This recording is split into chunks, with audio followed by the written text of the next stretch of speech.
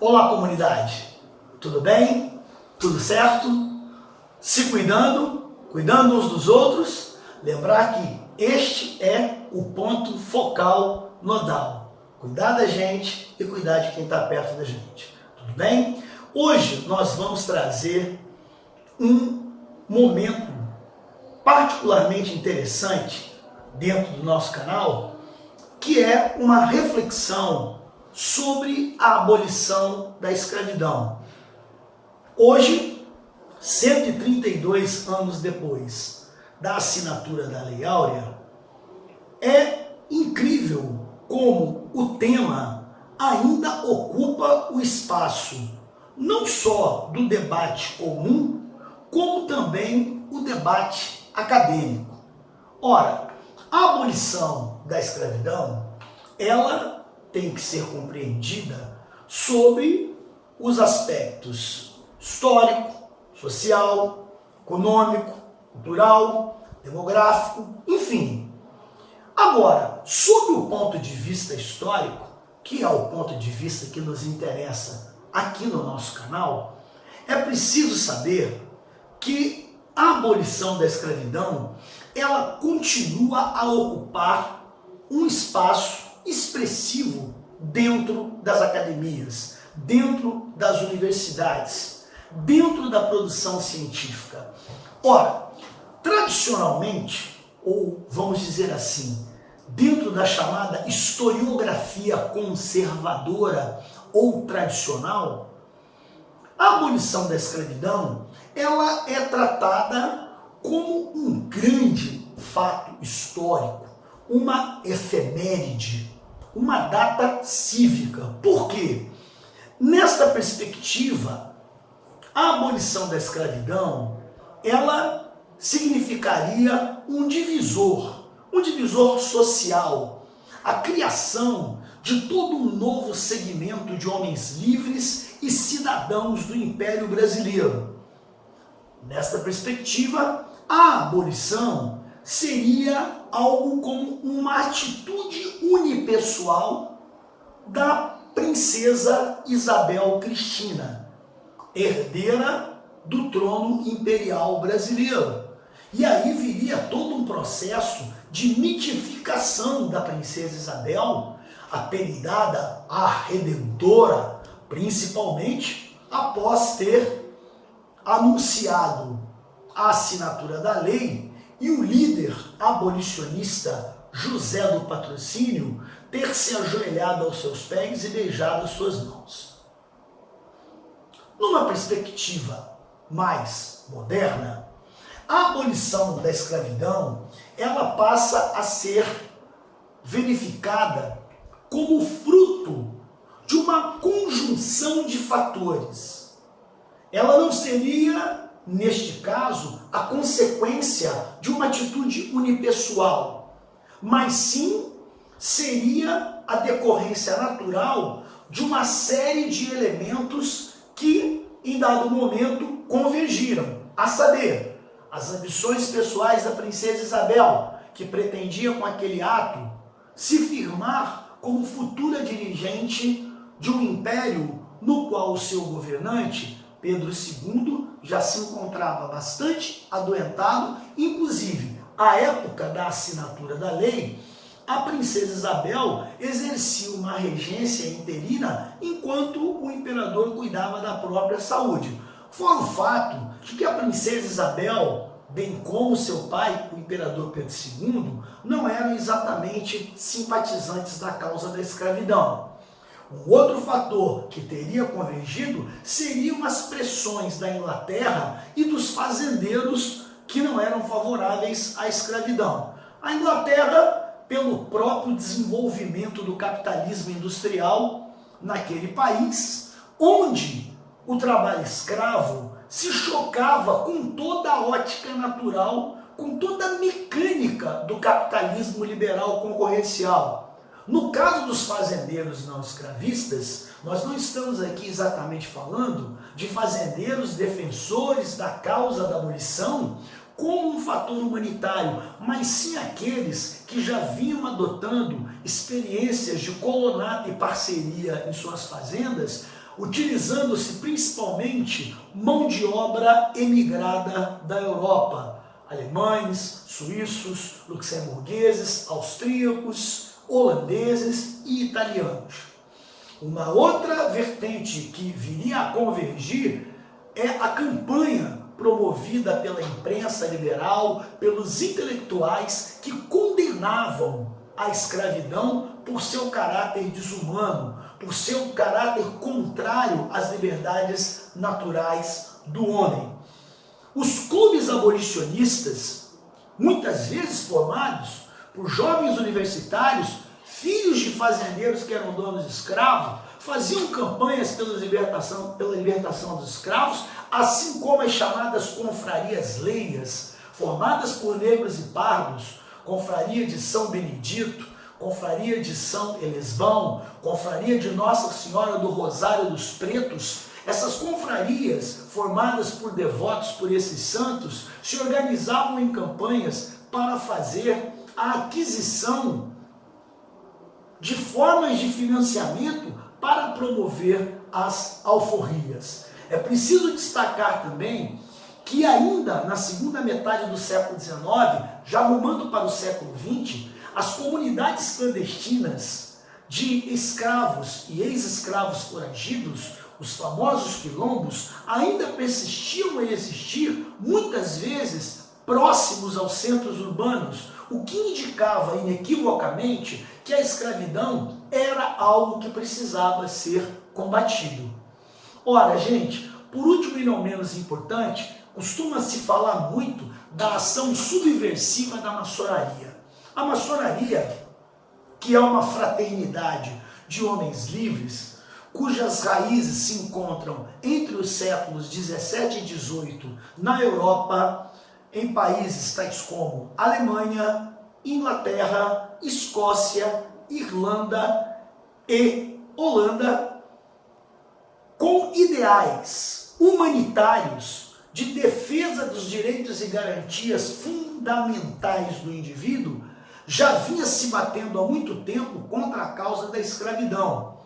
Não faltam registros de que políticos, intelectuais, indivíduos com grande visibilidade social e política vão atuar de forma fervorosa buscando abolir o cativeiro.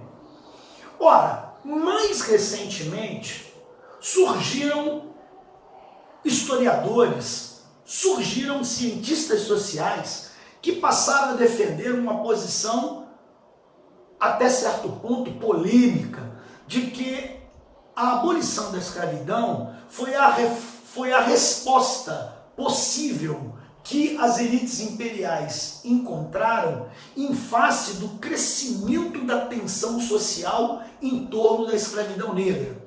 Para este grupo, muito mais do que qualquer uma das intenções faladas anteriormente, pelo grupo mais moderno, eles entendem que a abolição da escravidão foi a válvula de escape da elite imperial diante do perigo, da ameaça de uma grande convulsão provocada por escravos e por negros forros em nível imperial.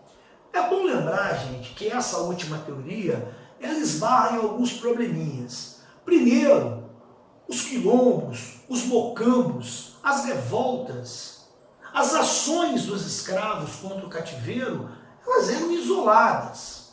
A maioria desses indivíduos não eram letrados, não eram alfabetizados, o que levava a uma grande dificuldade para que eles se organizassem de maneira a fazer um movimento de envergadura nacional.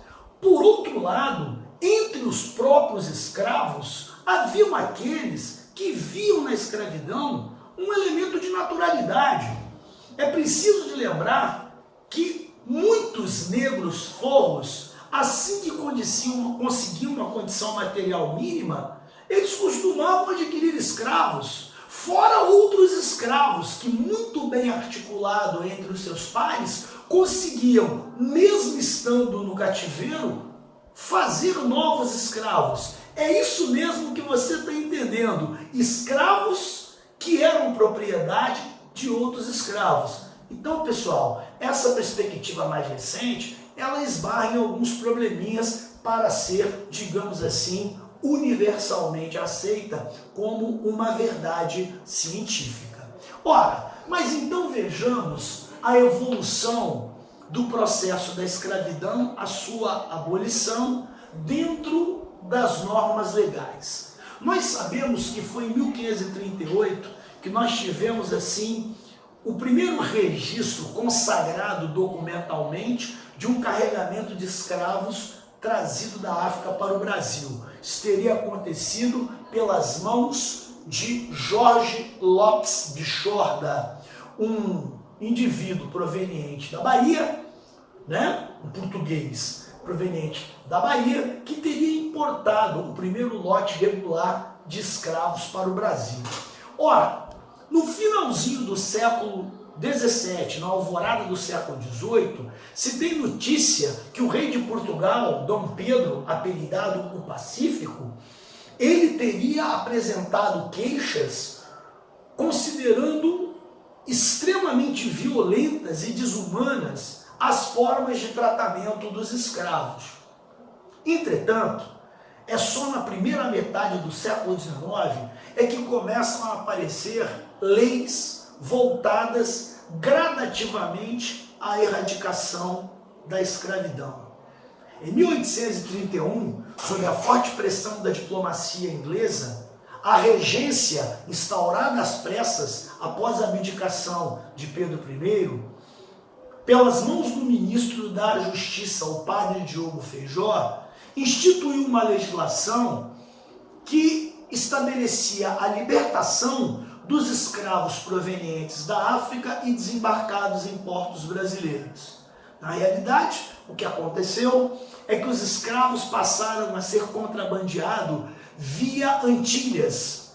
Os navios saíam da África, faziam uma parada em um outro porto, ali emitiam uma nova documentação e esses escravos acabavam sendo admitidos nos portos brasileiros, porque legalmente só era proibida a vinda de escravos de origem africana, ou vindos diretamente da África para o Brasil. É incrível que a Lei Feijó, que acabaria sendo apelidada Lei para Inglês Ver, que teria sido produzida exclusivamente para satisfazer as pressões da diplomacia britânica, o número de escravos ingressados nos portos brasileiros cresceu.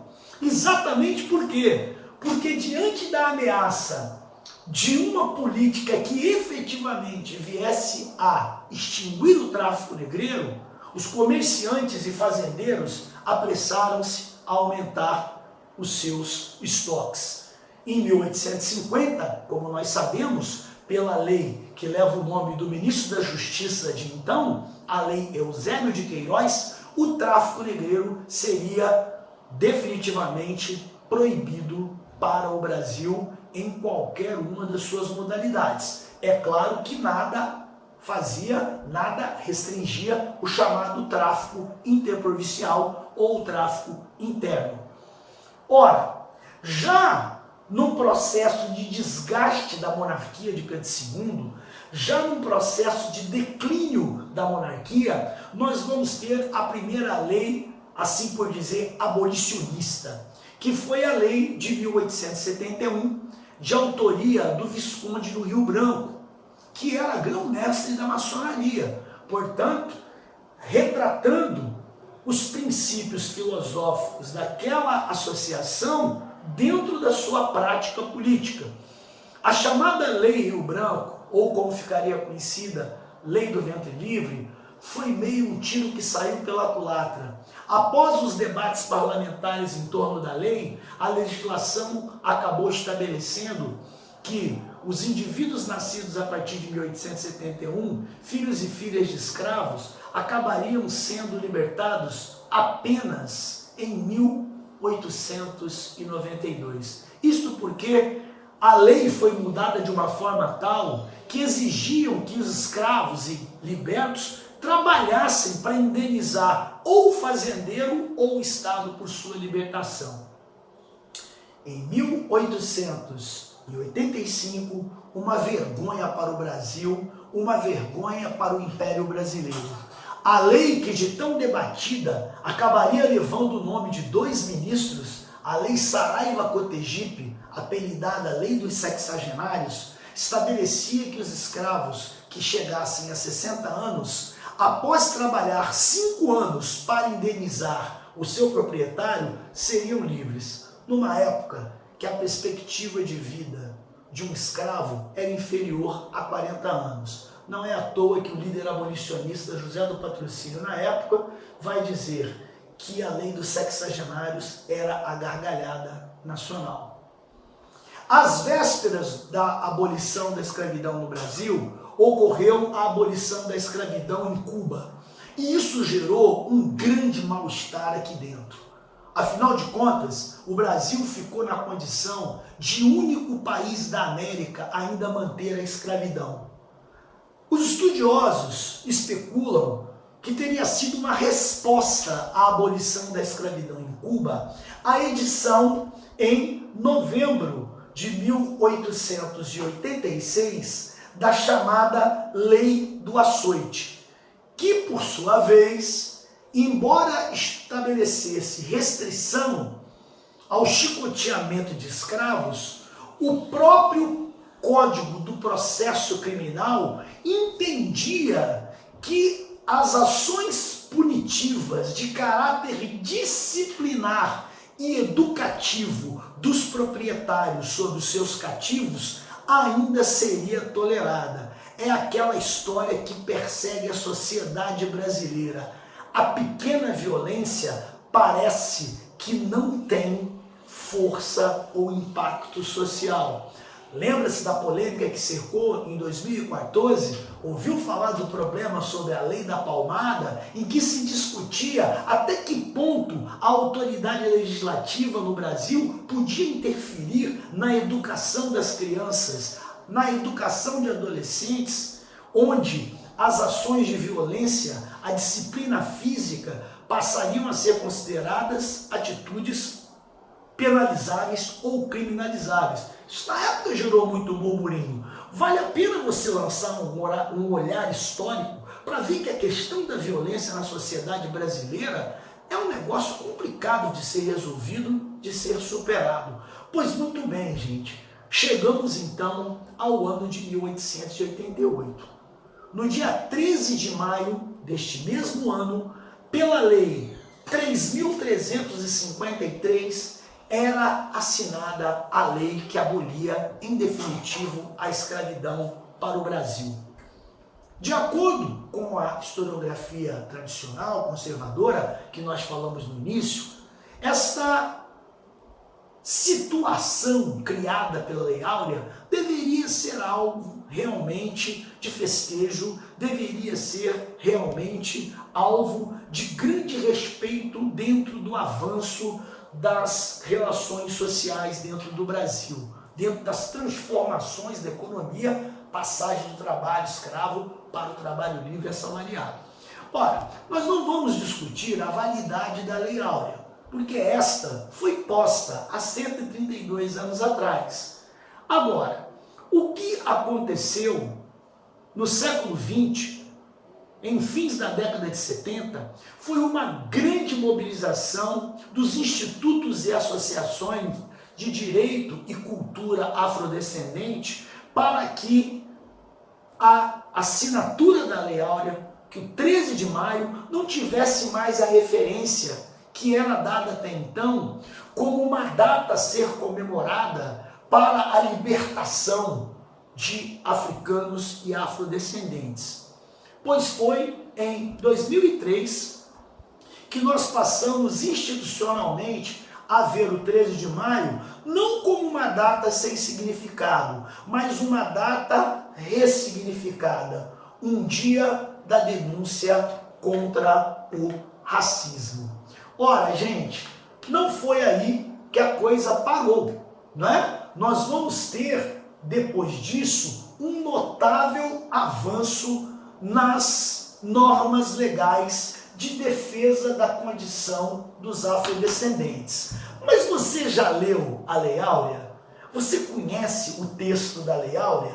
Ora, a Lei Áurea é curtíssima. Ela diz: a princesa imperial regente, em nome de Sua Majestade, o Imperador, o Senhor Dom Pedro II, já que ela estava numa regência interina representando o pai, faz saber a todos os súditos do Império que a Assembleia Geral decretou e ela sancionou a lei seguinte. Artigo 1º. É declarada extinta desde a data desta lei a escravidão no Brasil. Artigo 2º. Revogam-se as disposições em contrário. Manda, portanto, a todas as autoridades a quem o conhecimento e execução da referida lei pertencer, que a cumpram, a façam cumprir e guardar tão inteiramente como nela se contém. Ou seja, é a linguagem jurídica para dizer que a lei era irrevogável, irreversível, inalterável. O secretário de Estado de Negócios da Agricultura, Comércio e Obras Públicas, e interino dos negócios estrangeiros, bacharel Rodrigo Augusto da Silva, do Conselho de Sua Majestade o Imperador, o faça imprimir, publicar e correr. Data do Palácio do Rio de Janeiro, em 13 de maio de 1888, 67º ano da independência do Império, princesa imperial regente.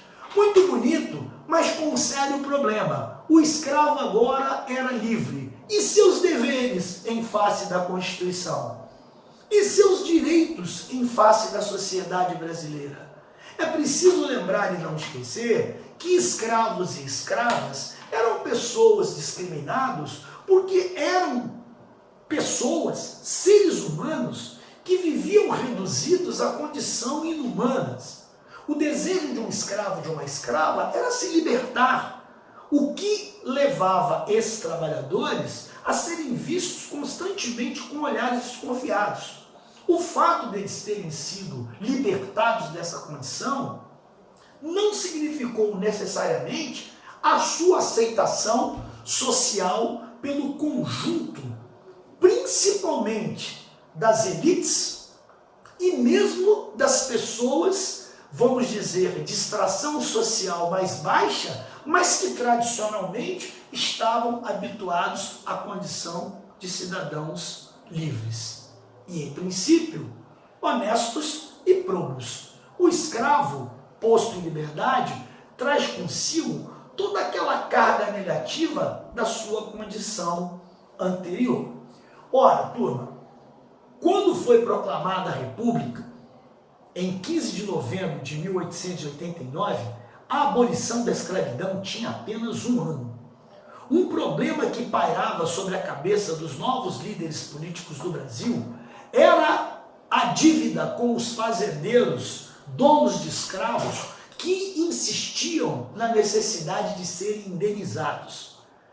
Pois é, gente, em novembro do ano de 1890, junto com o primeiro aniversário da República enquanto forma de governo, o então ministro da Fazenda, o advogado baiano Rui Barbosa, teve uma iniciativa complicada.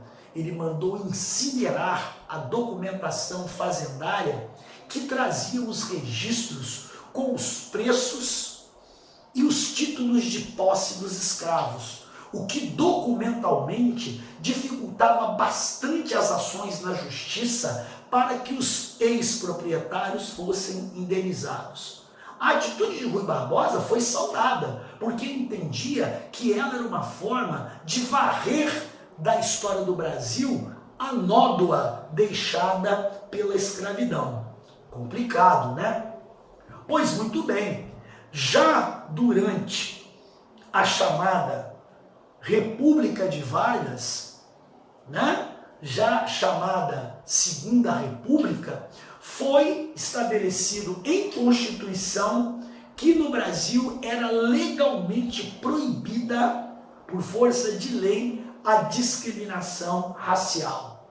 Já em 1945, um decreto-lei, ele passa a apoiar e a reconhecer a necessidade de um auxílio diferenciado aos novos cidadãos brasileiros que vinham como imigrantes. Observem, como imigrantes europeus. Não se fala aí, no caso, da enormidade de indivíduos provenientes da África sequestrados para o Brasil, mas que também eram imigrantes. Ora, já em 1989, após o regime militar, um ano após a edição da Constituição de 5 de outubro de 1988, que estabelecia o racismo como crime inafiançável, criminaliza-se com especificação legal o racismo, considerado um crime abominável aos olhos da sociedade. Pois somente em 2003 que regulariza-se a pretensão dos grupos de ativistas negros da década de 70 de que o 20 de novembro, data em que se lembra o assassinato do líder quilombola Zumbi dos Palmares, fosse sim transformado numa data cívica festiva, a Kizomba, a festa dos povos africanos, o Dia Nacional da Consciência Negra.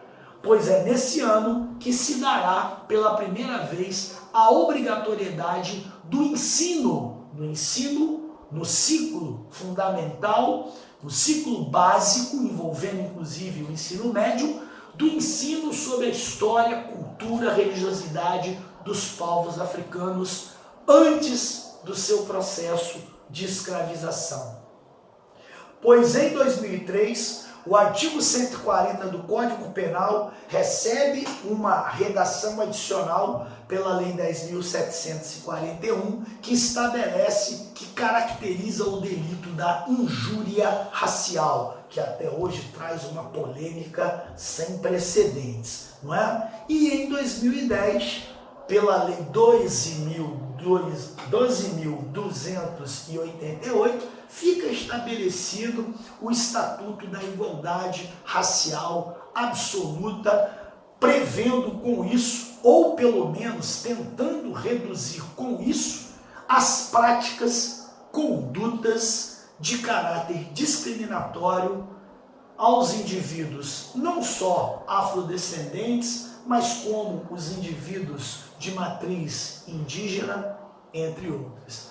Pois é, comunidade? Então é isso. Eu espero que você possa aproveitar, que você possa estudar, que você possa conhecer um pouco mais da história da sociedade brasileira a partir dessa conversa de hoje. Fiquem todos bem, comunidade, e até a próxima. Valeu?